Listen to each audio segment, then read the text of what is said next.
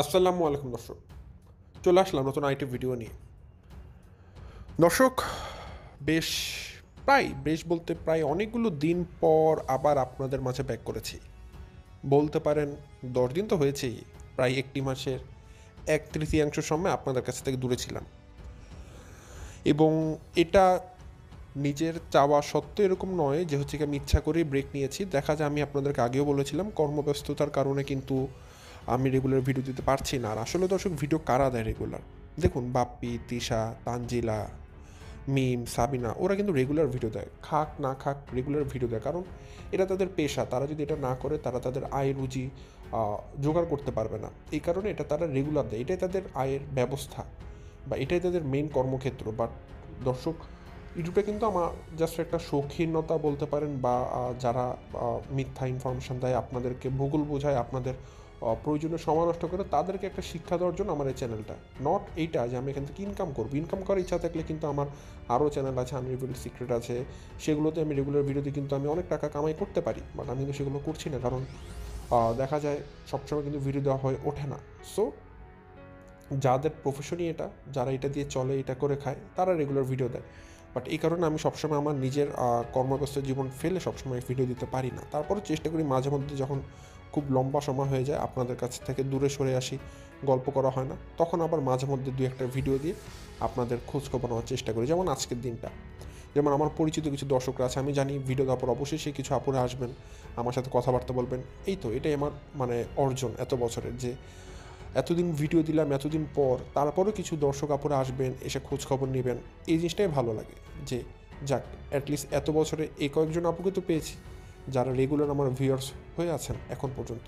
এটা আমার কাছে অনেক বড় কিছু। তো যাই হোক দর্শক, আজকে যেহেতু এতদিন পর এসেছি, অবশ্যই রিচ অনেক কম হবে ভিডিওতে, এবং আপনাদের মধ্যে হয়তো অনেক আপুরা হয়তো ভিডিও নোটিফিকেশান পাবেন না, আবার হয়তো পেয়েও যাবেন, খোঁজ করে আসবেন।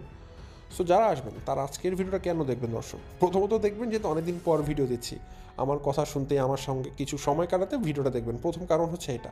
এবং দ্বিতীয় কারণ হচ্ছে গিয়ে, কিছু জিনিস আমার কাছে একটু অসামঞ্জস্য লেগেছে, আমার কাছে শোভনীয় লাগছে না, অশোভনীয় লাগছে। ঠিক আছে, সেই জিনিসগুলো নিয়ে আজকে আমি কথা বলবো। এর মধ্যে থাকছে তিশা, বাপ্পি, ছোটো বাচ্চা মেয়ে তাবিয়া, যদিও তাবিয়া দোষ বলবো না, তাকে দিয়ে দোষ করানো হচ্ছে বিধায় তাকে নিয়ে কথা বলবো, তানজিলা। তো সবাইকে নিয়ে আমি ভিডিওগুলো আজকে সাজিয়েছি।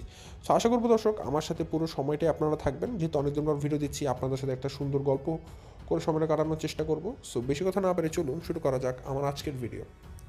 তো ভিডিও শুরুতে বলে রাখি, আপনারা যারা নতুন, এখন পর্যন্ত আমার চ্যানেলকে সাবস্ক্রাইব করে পাশে থাকা ছোট্ট বেল আইকনটা বাজিয়ে অল নোটিফিকেশন অন করে নিয়ে অবশ্যই করে দেবেন। আর যারা ভিডিওটা দেখছেন, লাইক দিয়ে ভিডিওটি দেখা শুরু করবেন। দর্শক, আমি আমার ভিডিওর মূল কথা শুরু করে দেই। যেহেতু দর্শক ভিডিওটা আজকে আমি হার্ড অ্যান্ড ফাস্ট এরকম বলা যায় না, আমি চেষ্টা করব আমার কথা শেষ হয়ে গেলে ভিডিওটা শেষ করে দিতে, এবং সেটা যদি হয় 10 মিনিট, সো সেটা হবে 10 মিনিট, যদি হয় 15 মিনিট হবে 15 মিনিট, যদি হয় 20 মিনিট হবে 20 মিনিট। সো আমি এক্সট্রা কোনো কথা বলে ভিডিওটাকে লেংথ বা ভিডিওর যে ডিউরেশন সেটা আমি বাড়াবো না। আমি আমার মেন কথাটুকু বলেই ভিডিও আজকে শেষ করে দেবো, কারণ যেহেতু আবার এতদিন ব্রেক নিয়ে এসেছি। সো শুরুটা আসলেই এত লম্বা করে বা এত এক্সপ্লেন করে করলে হয়তো অনেকের ভালো নাও লাগতে পারে। সব কিছু বিবেচনা করে আমি ভিডিওটাকে সাজানোর চেষ্টা করেছি। সো প্রথমে যেটা বলবো দর্শক, আপনারা একটা জিনিস হয়তো খেয়াল করেছেন, তানজিলা, তিশা, তারা বর্তমানে ইউটিউবে খুব একটা অ্যাক্টিভ না। ঠিক আছে, এবং এটা নিয়ে আমি অলরেডি একটা প্রেডিকশন করে রেখেছিলাম কিন্তু, যে শেষের শুরু কিন্তু হয়ে গেছে, বাট সেটার পরিণতি দেখতে কিছু দিন, কিছু মাস, হয়তো কিছু বছর অপেক্ষা করতে হবে, কিন্তু শেষের পরিণতি বা শেষের শুরুটা অলরেডি তাদের হয়ে গেছে। সেটার কারণ, সেটা কীভাবে, সেটা এখন আমি বলবো না, সেটা আমি পরে জানাবো। তো তিশারা বর্তমানে ভিডিও দিচ্ছে না বা অ্যাক্টিভ না, বা তাদের কন্টেন্টে কোনো রসকস নেই, এর মানে এই নয় যে তারা ভিডিও দিচ্ছে না। তারা দিচ্ছে, বাট তারা আলাদা একটা সোশ্যাল মিডিয়াকে বর্তমানে সিলেক্ট করেছে। অর্থাৎ তারা ইউটিউবে ভিডিও দিচ্ছে ঠিকই, বাট ইউটিউবের চাইতে তারা বেশি এখন ফুল ফোকাস হয়েছে ফেসবুকে, এবং তারা প্রত্যেকটা পরিবার এখন বর্তমানে ফেসবুকের প্রতি অনেক বেশি ঝুঁকে আছে। আসলে দেখবেন তানজিলাকে ফেসবুকে শর্টস বানাচ্ছে, তিশাও এখন বর্তমানে রিলস বানানো শুরু করেছে, এবং এগুলোই ছাড়ছে। আসলে কি বলে না, চিলে কান নিয়ে গেল, এবং কান নিয়ে কান চেক না করে চিলের পেছনে দৌড়ানোর মতো অবস্থা আর কি। তারা খোঁজ পেয়েছে কোনো না কোনোভাবে যে রিলসে অনেক টাকা, ফেসবুকে রিলসে অনেক টাকা, এবং তারা ফেসবুকে রিলস থেকে টাকা ইনকাম করার জন্য সবাই ফেসবুকমুখী হয়েছে, যে ফেসবুক থেকে তারা অনেক টাকা কামাই করবে। কিন্তু একটা কথা আছে না দর্শক, ওই যে বললাম চিলের কান নিয়ে যাওয়ার মতো কথা, তিশারা যাদের কাছ থেকে শুনেছে রিলসে অনেক টাকা, তারা আসলে এই রিলসের টাকার মুখ দেখেছে কিনা আমি জানি না, সেটা ভবিষ্যতে বোঝা যাবে। তিশারা এখান থেকে কত টাকা কামাই করছে আমি ভবিষ্যতে আপনাদেরকে জানিয়ে দেবো। বাট আমি যতটুকু জানি, একটা অথরাইজড একটা সোর্স থেকে, একটা অথরাইজড মাধ্যম থেকে, আমার খুব ক্লোজ কাছের কিছু ফেসবুকার আছে যারা খুব বড় বড় পেজ চালাচ্ছে এবং যাদের মিলিয়ন মিলিয়ন ভিউ হচ্ছে এবং লক্ষ লক্ষ ফলোয়ার্স আছে।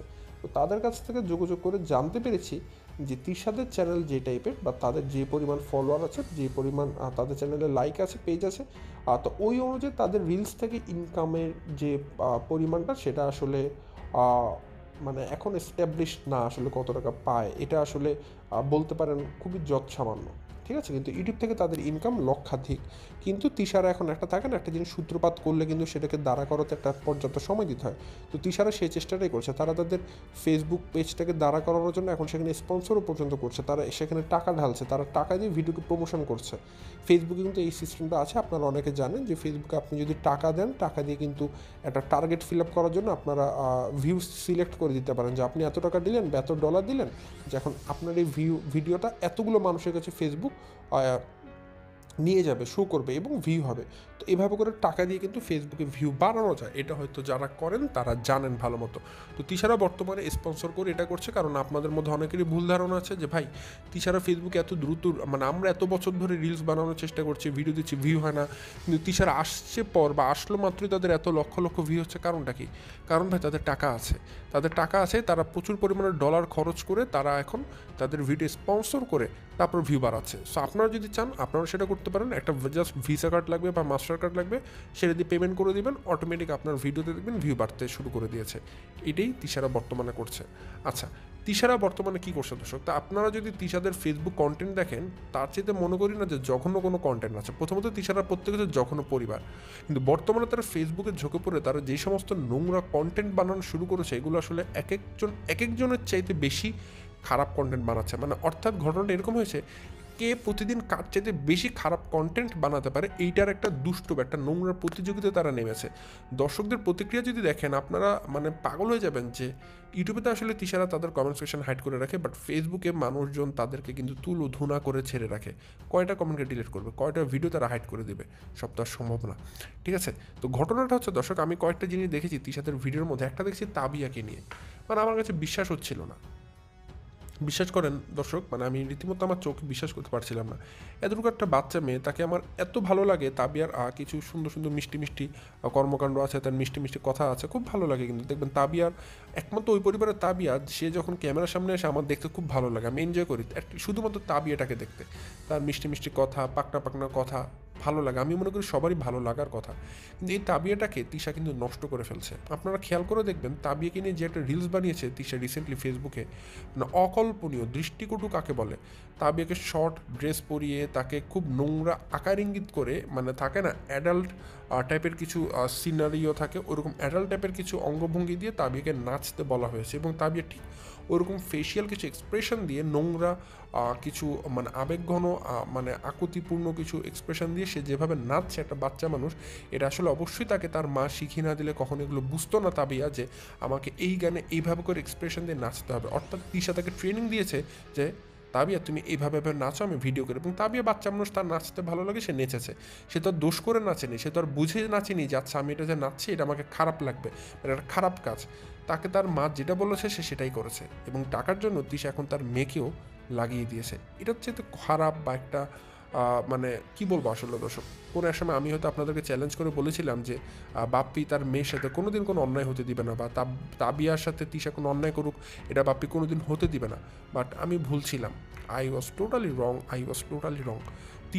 তিশা কিন্তু এখন বাপ্পির সামনে তাবিকে দিয়ে এই সমস্ত নোংরা কাজকর্ম করাচ্ছে, তাবিকে দিয়ে বিক্রি করে করে খাচ্ছে, এবং বাপ্পি সেটা দেখছে, বাপ্পি সেটাকে প্রমোটও করছে, বাপ্পি সেটাকে সাপোর্টও করছে। অর্থাৎ বাপ্পির আসলে কোনো যায় আসে না যে তাবিয়াকে দিয়ে কী করা হচ্ছে। বাপ্পি তিশা আসলে তারা প্রত্যেকে এক একজন কুলাঙ্গার, তাদের প্রত্যেকের খালি লাগবে ডলার, প্রত্যেকের লাগবে খালি এক একজনের টাকা। দেখুন দর্শক, নাজমানটি মারা গিয়েছে 3 মাস হয়েছে প্রায়। এই কথাটা কতবার বলবো, অনেকবারই তো বলেছি। এখন জাস্ট এটাই বললাম যে নাজমানটি মারা গিয়েছে, বেশি তো হয়নি, এখনও অর্ধ বছরও হয়নি, হয়তো 3-4 মাস হয়েছে, হয়তো 3-4 মাসও হবে না, 3 মাসের কাছাকাছি হয়েছে। তো এই অবস্থায় একটা পরিবারে যখন একটা মানুষ চলে যায়, ওই পরিবারে কিন্তু প্রথমত তো 40 দিন পর্যন্ত মানুষ, অনেক পরিবারে আছে কিছু কুসংস্কার আছে, চুলাই জ্বালায় না। তো শোক পালন করতে থাকে। তো সেই জায়গায় বাপ্পির মা মারা গিয়েছে, ওই পরিবারের সবচেয়ে বড় যে মাথা, সবচেয়ে বড় যে সিনিয়র সিটিজেন ছিল, তিনি মারা গেছেন। ওই পরিবারের একদম বলতে পারেন সবচেয়ে মুরব্বী মানুষ, এলাকারও একজন মুরব্বী মানুষ, গণ্যমান্য ব্যক্তি ছিল নাজমান্ডি, তিনি মারা গেছেন। কিন্তু বাপ্পি নাজমান্ডি মারা যাওয়ার পর মনে হয় যেন তিনি মানে বাপ্পি পুরো দুনিয়াটা হাতে পেয়েছে।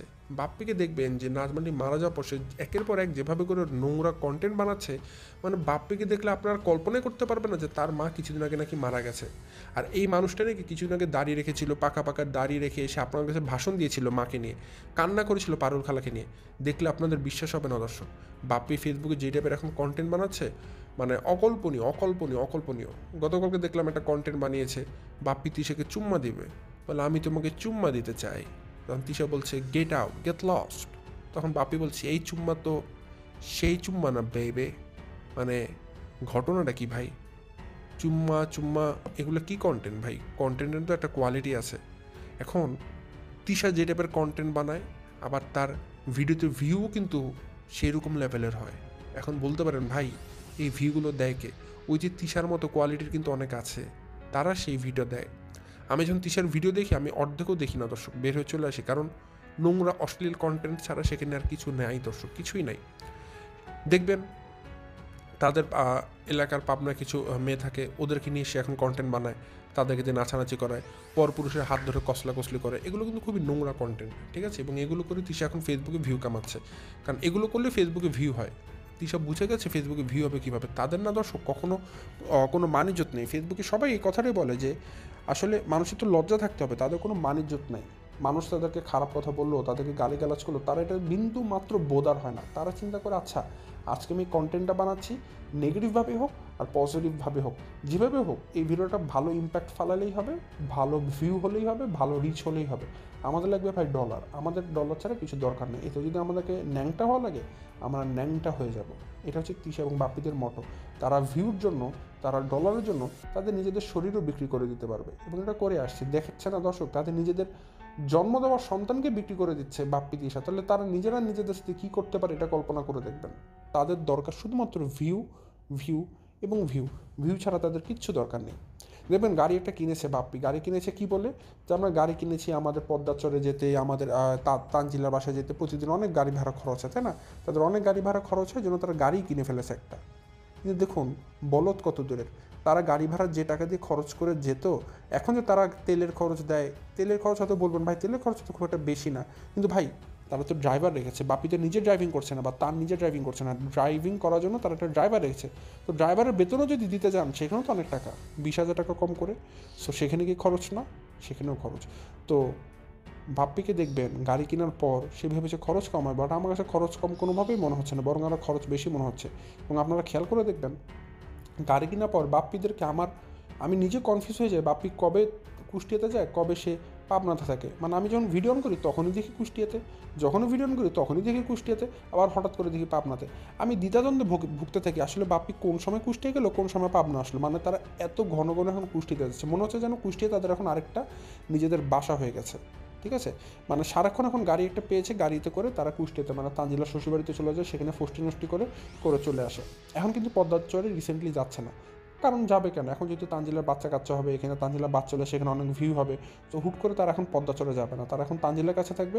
তানজিলার ডেলিভার হলে এই বাচ্চা কাচ্চা দিয়ে তাদের অনেক ভিউ হবে, এটা বাপ্পি দেশে ভালো মতো জানে। সো তারা তানজিলার বাচ্চাকে নিয়েও ব্যবসা করার জন্য বসে আছে, সেই অপেক্ষাতেই তারা আছে যে তানজিলার বাচ্চাটা কখন পেট থেকে পুট করে বের হয়ে যাবে। ওই পুট করে বের হয়ে যাওয়ার জন্য অপেক্ষা করছে এখন বাপ্পি তিশা। যেই বের হয়ে যাবে সেই দেখবেন তার কিছুদিন পর তারা পদ্মা চড়ে গিয়েছে, এর আগে পদ্মা চড়ে তারা যাবে না। আচ্ছা, এই যে বাপ্পি যখন ঘন ঘন তানজিলার বাসাতে যায়, এটাকে আপনারা কোন চোখে দেখেন দর্শক? আমি প্রায় সময় দেখি তিশা এখন তানজিলার শাশুড়িকে নিয়ে, চাচি শাশুড়িকে নিয়ে রিলস বানাতেই পারে, এগুলো হাসিটা একটা খুনসুটির সম্পর্ক। কিন্তু ভাই এটা তানজিলার শ্বশুরবাড়ি, তানজিলার শ্বশুরবাড়িতে বাপ্পি তিশা যে পরিমাণে থাকছে বা এত লম্বা সময় থাকছে, এটা কিন্তু কোনো শ্বশুর শাশুড়ি বা কোনো বিয়ে এত লম্বা সময় থাকে বলে আমার মনে হয় না। হয়তো তানজিলার শ্বশুর শাশুড়ি কিছু বলবে না, বাট সামাজিক দিক থেকে বাপ্পি তিশাকে কিন্তু কেউ কোনো মূল্যায়ন করবে না। কারণ এখানে কিন্তু একটা সম্পর্ক থাকে, এই বিয়ের সম্পর্ক বা শ্বশুর শাশুড়ির সম্পর্ক, এটা কিন্তু একটা ভারভার্তিগত সম্পর্ক। এখানে আপনি একবার সম্মান খোয়ে ফেললে কিন্তু আপনার সম্মান আর কোনোদিন আপনি রিটার্ন আনতে পারবেন না, এটাই বাস্তব। কিন্তু বাপ্পি তিশাকে কে বোঝায়? তাদের দরকার ভিউ, তাদের দরকার টাকা, তাদের দরকার ব্যবসা, তাদের দরকার কন্টেন্ট, তাদের দরকার শান্তি, তাদের দরকার খাবার দাবার, তাদের দরকার সহজভাবে কীভাবে করে কোথার থেকে আমরা বেনিফিট বা অ্যাডভান্টেজ নিতে পারবো, সেই কাজটাই তিশারা করে। তারা কোনোদিন তাদের সম্মানের কথা চিন্তা করে না। সম্মানের কথা চিন্তা করলে তো তারা কন্টেন্টই ক্রিয়েট করতো না। কন্টেন্ট দর্শক অনেকভাবে ক্রিয়েট করা যায়, ভালোভাবে, খারাপভাবে, বাট তিশারা সবসময় খারাপভাবে কন্টেন্ট ক্রিয়েট করেই দর্শকদের কাছ থেকে ভাইরাল হতে চায়। ঠিক আছে? তো আমার কথা কি ভাই, একটা কন্টেন্ট আপনি ক্রিয়েট করছেন, ভালো কন্টেন্ট ক্রিয়েট করুন, সেটা দেখে মানুষের ভালো লাগলে অবশ্যই ভিউ হবে, নাহলে হবে না। কিন্তু খারাপভাবে কন্টেন্ট ক্রিয়েট করে আপনি জানেন শিওর এটা ভাইরাল হবে এবং মানুষ আপনাকে গালিগালাজ করবে, অর্থাৎ আপনি গালিগালাজ খাবেন, গালিগালাজ খাওয়ার জন্য আপনি কন্টেন্টটা বানাচ্ছেন, তার মানে কিন্তু এখানে বোঝা যাচ্ছে যে আপনার উদ্দেশ্যটা আসলে কোথায়। আপনার উদ্দেশ্য আপনি নেগেটিভভাবে ভাইরাল হতে যাচ্ছেন। দর্শক, এতদিন পর তাহলে আমার এই ভিডিওগুলো দেওয়ার কারণ কী ছিল? এতদিন পর আমি এসেছি এই ভিডিওগুলো, মানে এই ভিডিওটা দিয়ে আপনাদেরকে একটা মেসেজ জানাতে, বাপ্পি তিশা বর্তমানে এখন টাকার জন্য আগেও পাগল প্রায় ছিল, কিন্তু এখন আমি মনে করি একদম সলিড পাগল হয়ে গেছে। পাবনাতে থাকতে থাকতে হয়তো পাগনাগারোতে কিছু পাবনাদের মানে পাগল যারা আছে পাগলদের হয়তো বাতাস তাদের গায়ে লেগে গেছে, কারণ এখন তারা পুরোপুরিভাবে পুরোদস্যু পাগল হয়ে গেছে। নাজমানটি মারা যাওয়ার পর থেকে বাপ্পির মধ্যে যে পরিমাণ পরিবর্তন এসেছে, আমি এটা কখনো বাপ্পির মধ্যে এরকম পরিবর্তন দেখিনি। বাপ্পি এখন অশ্লীল যত রকম কন্টেন্ট আছে সব কিছু ক্রিয়েট করছে তিশাকে নিয়ে। এগুলো আসলে কোনোভাবেই নিজেদের চোখে দেখার মতন, এগুলোকে কখনো ফ্যামিলি কন্টেন্ট বলে না দর্শক। এগুলো এখন পুরোপুরিভাবে একটা অশ্লীল কন্টেন্টে রূপান্তর হয়েছে। সো এই সামান্য কিছু মেসেজ আজকে আপনাদেরকে দিতে এসেছি জাস্ট এই কারণেই, সামনে কিন্তু আমার এগুলো নিয়ে আরও বিস্তারিত অনেকগুলো এপিসোড থাকবে। সো এই ছিল দর্শক আমার আজকের ভিডিও। আচ্ছা, বেশি হতে পারছে না, এখান থেকে বিদায় নিচ্ছি। সবাই ভালো থাকবেন, সুস্থ থাকবেন, এবং যেহেতু অনেকদিন পর এসেছি, অবশ্যই ভালো লাগলে একটা লাইক অবশ্যই দিয়ে যাবেন। আসসালামু আলাইকুম।